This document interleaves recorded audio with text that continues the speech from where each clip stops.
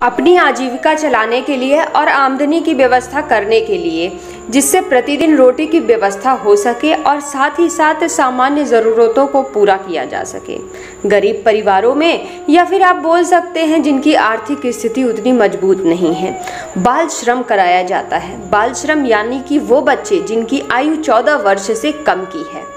काम आप बोल सकते हैं सड़कों पे गुब्बारे बेचने से लेके कारखानों में काम करने तक, जिससे बच्चों की मानसिक, आर्थिक और प्राथमिक शिक्षा के साथ साथ नैतिक मूल्यों का ज्ञान और विकास नहीं हो पाता है। इसी बाल श्रम को ध्यान में रखते हुए बाल श्रम पर प्रतिबंध लगाया गया और संवैधानिक संशोधन भी किए गए और 14 से कम वर्ष के बच्चों के लिए शिक्षा का अधिकार मूल सबसे पहले सबसे सर्वप्रथम रखा गया।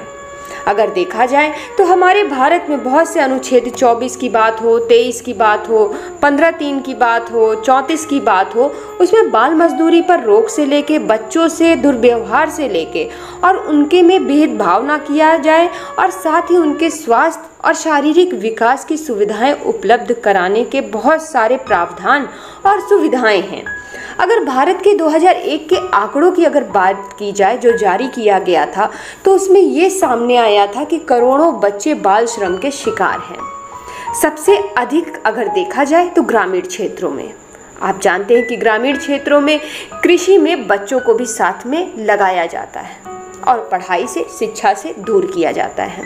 सिर्फ और सिर्फ इसलिए कहीं ना कहीं से आप कह सकते हैं अज्ञानतावश। उन्हें ज्ञान नहीं है या उन्हें पता नहीं है, जागरूकता नहीं है लोगों के बीच आज भी ग्रामीण क्षेत्रों में। आज ये आंकड़ा काफ़ी कोशिश करने के बाद जड़ से तो नहीं बोल सकते कि ख़त्म हुआ है, लेकिन हाँ कम ज़रूर हुआ है।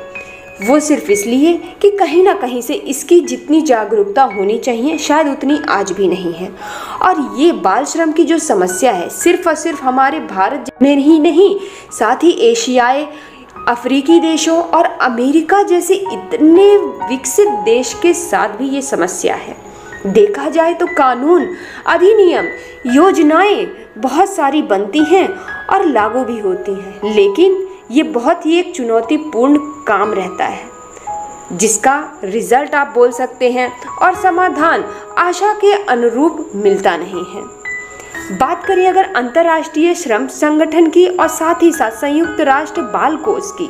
जिसका मेन उद्देश्य स्वास्थ्य सेवाएं, जो बच्चों के लिए स्वास्थ्य की सेवाएं हैं,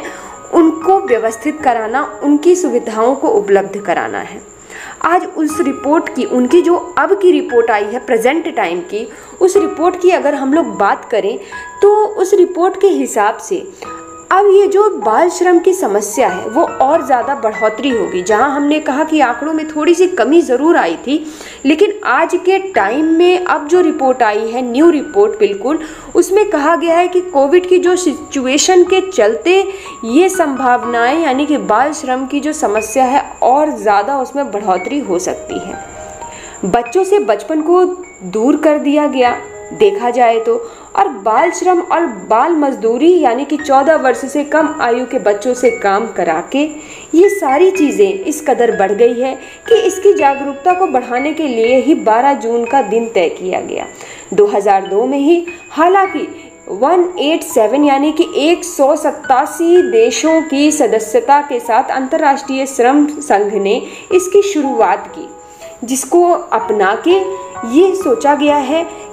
गया कि जागरूकता बढ़ाई जाए और इस समस्या को विश्व के स्तर पे जाके जड़ से ख़त्म किया जाए, ताकि बच्चों के लिए शिक्षा सबसे पहले ज़रूरी है, इस बात को बताया जाए और ये भी समझाया जाए, लोगों को जागरूकता बढ़ाई जाए कि बचपन खेलने कूदने और साथ ही साथ पढ़ने के लिए है, ताकि एक उज्जवल भविष्य का निर्माण हो सके,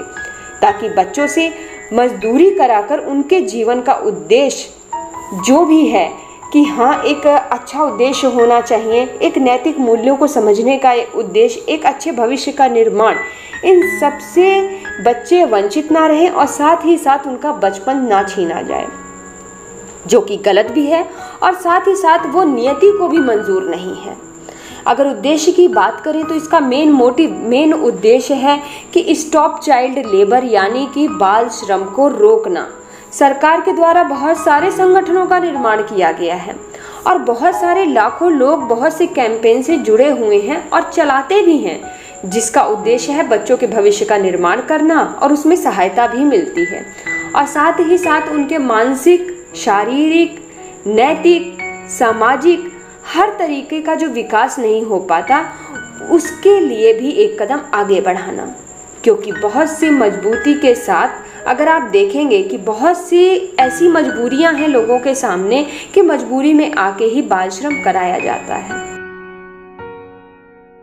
इस बात को हम सभी जानते हैं कि सिर्फ और सिर्फ भारत ही नहीं, पूरे विश्व का अगर भविष्य का निर्माण हमें करना है तो सिर्फ और सिर्फ वो तभी मुमकिन है जब बच्चों के भविष्य का अच्छा एक पॉजिटिव वे में निर्माण हो। लेकिन हाँ, ये बहुत ही अफसोस की बात है कि कहीं ना कहीं से बच्चों को एक गरिमापूर्ण जीवन जो देना चाहिए वो देने में हम कहीं ना कहीं असफल हो रहे हैं। और उसे सफल बनाने के उद्देश्य से ही इस दिन को चुना गया, ताकि पूरे विश्व भर में इस बात की जागरूकता बढ़ाई जाए और बाल श्रम पे रोक लगाई जा सके और ज़्यादा से ज़्यादा बच्चों को बाल श्रम से दूर रखा जा सके और अधिक से अधिक मात्रा में बच्चों को शिक्षा से जोड़ा जा सके। और वो ज़रूरी भी है इस बात की जागरूकता लोगों के बीच फैलाई जाए विश्व स्तर पर, ताकि ये बच्चे आगे चल के घर से परिवार, परिवार से समाज और पूरे देश की आर्थिक सामाजिक विकास में अपना योगदान दे सकें। और ये कहना गलत बिल्कुल नहीं होगा कि बच्चे ही भविष्य का निर्माण करते हैं।